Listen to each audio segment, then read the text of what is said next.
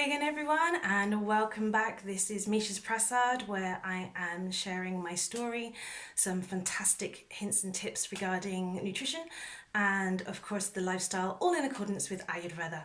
And this part is literally how I came to find Ayurveda.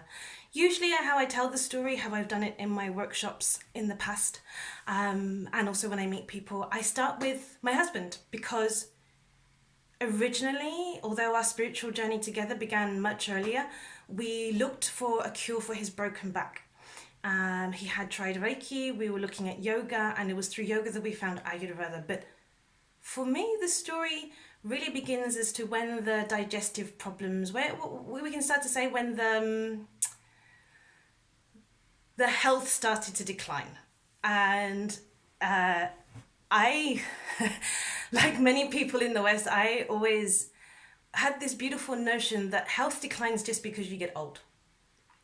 Okay? Because that's what we're educated to believe. As you get older, you get these little things. You get a backache, and then you get this aches, and that aches, and this goes down, and that, and everything bit by bit kind of depletes. So, for a long time, I didn't think I was unwell. I thought I was very, very healthy. As many of my clients will do now. I said I had a very healthy lifestyle. So I want to take it right back to, especially to explore or explain a little bit more about me and where I come from, to show you how anybody from any walk of life can really enjoy this ancient wisdom. It's just so beautiful. It just really will transpose to everyone. So how average standard was I? Well, I was like every other human being on this planet. I was born in 1976 to an Irish Republican mother and a West Indian father. It was a bit complicated at those times to have a mixed race baby. And actually, I spent a lot of my childhood more or less on my own. My little sister is 4 years younger than I am, so that's quite an age gap. And on my street, there were only boys, little boys, that were no little girls to play with. So when I was able to go out and play, it was really very rough and tumble, very male activities, obviously kicking, climbing, and jumping off things. And there was an issue at school, because for a lot of the children, I wasn't black enough for their parents, and for a lot of children I wasn't white enough for their parents, so they were asked not to play with me. Wasn't strong bullying, but there was a few incidences that I can recall where I would be ostracized in the playground because it wasn't safe to play with me. So that was quite something to live through. And I always got the feeling, Rumi has this wonderful expression, and I forget which of his texts it's come from, but he begins by saying that he always felt like a duck amongst chickens. And my whole childhood I felt like this. Well, I felt a bit peculiar, and I didn't know why, but I just presumed that everybody just felt a bit peculiar. And I guess it was a standard childhood other than this. There was one Christmas I can remember. Something really weird happened, and we didn't have Christmas that year, or rather we got our presents. My sister was really small, but I'm obviously at the time was not informed. My mother was obviously going through some things, and apart from that, it was relatively standard. Things got really interesting in my teenage years when I started to realize I could sometimes see things or hear things that other people couldn't. And that was weird. Starting to realize, like, oh, she doesn't see that old man sitting on the park bench. And yeah, it took a long time for somebody to explain to me that what I was actually doing at those times.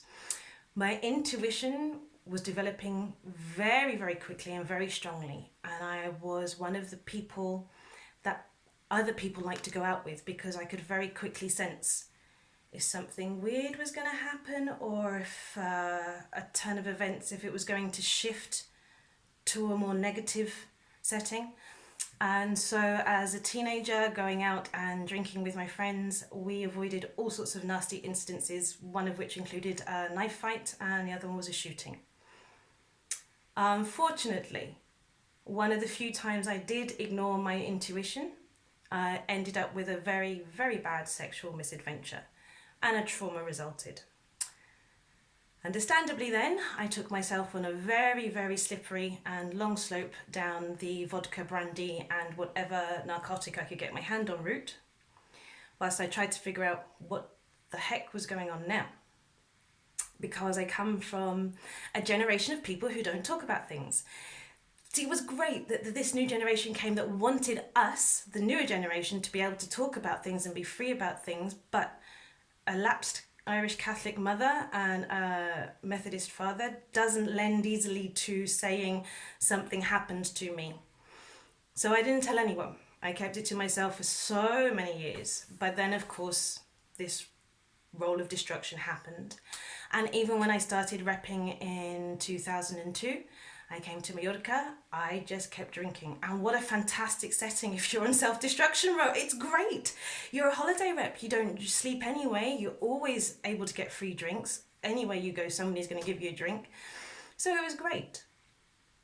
Bit by bit, I realised this wasn't fantastic. I left the repping world, went to work at the airport, and subsequently then for insurance companies providing travel insurance cover. And I realised that that was perhaps a bit of a destructive lifestyle. Plus, I met my husband. So when you have someone who cares deeply for you and can see past where you feel your strongest issues are, it's amazing how the complementary personalities shifted me enough to see that this wasn't enough. Plus, I was spiritual anyway, and more instances were happening. More and more messages were coming, or more I could see more people, or I could hear more things, I don't know. I realised that, okay, this wasn't a lifestyle to maintain. So I shifted to my healthy lifestyle. I stopped drinking all the hard liquor, I stuck with wine.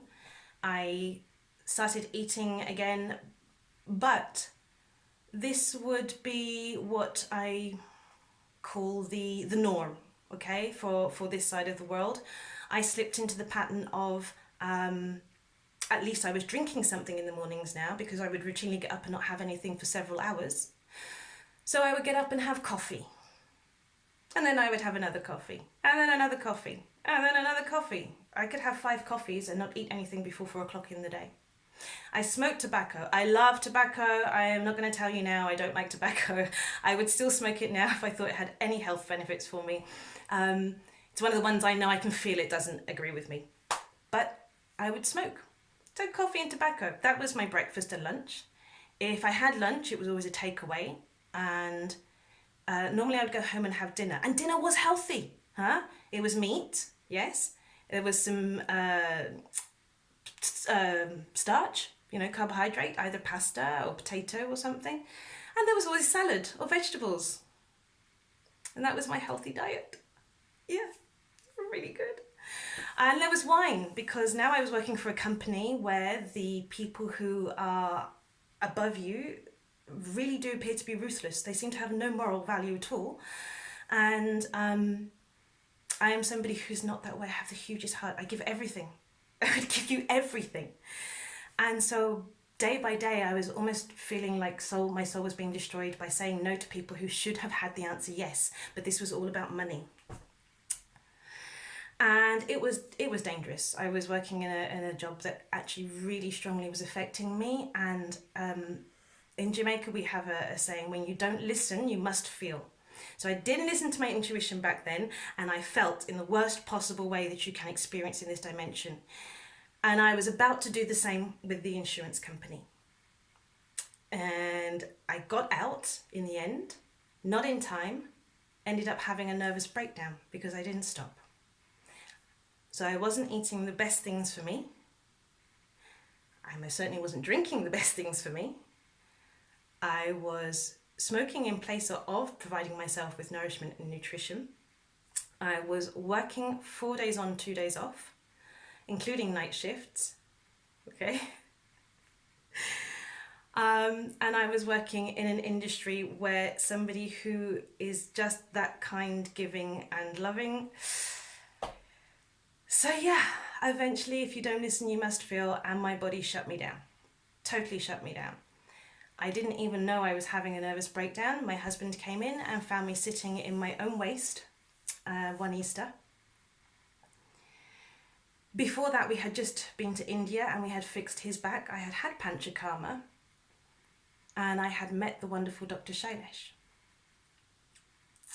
So I knew that I was undergoing some healing because he had in one assessment, 1 hour, he had sat me down and he had gone through the things I had complained about to doctors, to friends and family, to my mother, that I didn't feel were right in my body, that something was wrong. And in the West, in allopathic medicine, everyone had said to me, you are a woman, you have to go through these things. Everyone has said to me, well, everyone's different, so this is what you have to experience. Everyone had said to me that it was something and nothing to take the medication, even if the medication made me feel worse, to take it because that's what the doctor said to do. There were very few people who would, I felt, be on my side, and say, okay, well, look, if that's really troubling you, stop. Let's see if there's another way.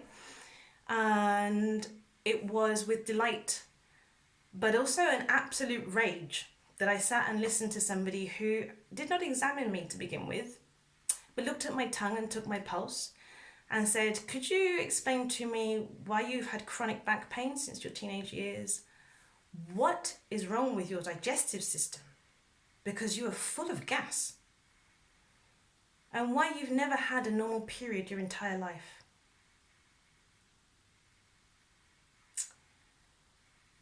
So we went through the complaints that I had been telling people about for years, and to my satisfaction but absolute rage, as I have expressed, I discovered that I didn't have to live like this.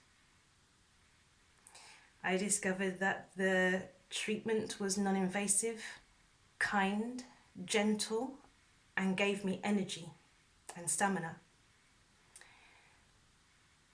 I received the most care. In all my life, I cannot remember being so well looked after than the 7 days of Panchakarma.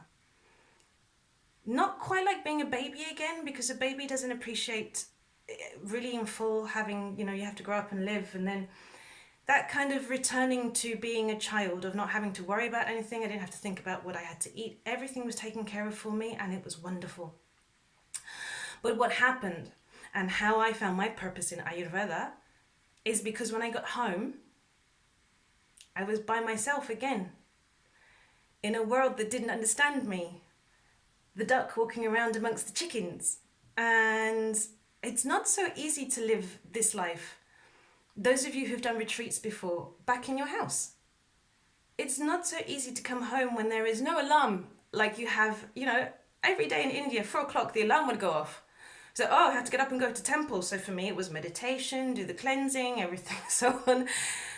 When this is not here in your world and you're forcing yourself to try and do this, plus the weather is different. So when it's colder, do you want to get up and cover yourself in oil? Then start doing some bending and stretching and yoga? And yeah, this is not the body, the mind. This is difficult to control here. So it has taken me some time, and I will explain further in the next video what happened when I got back, how I realized that I needed to help to share this knowledge. But I finally got it now. I finally got how you do this here. And this is my prasad. This is my gift. This is what I want to share with you. So thank you so much for watching this video.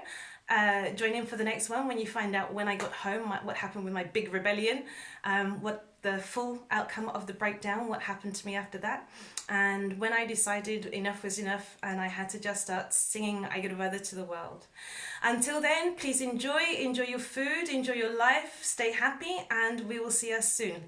Namaste.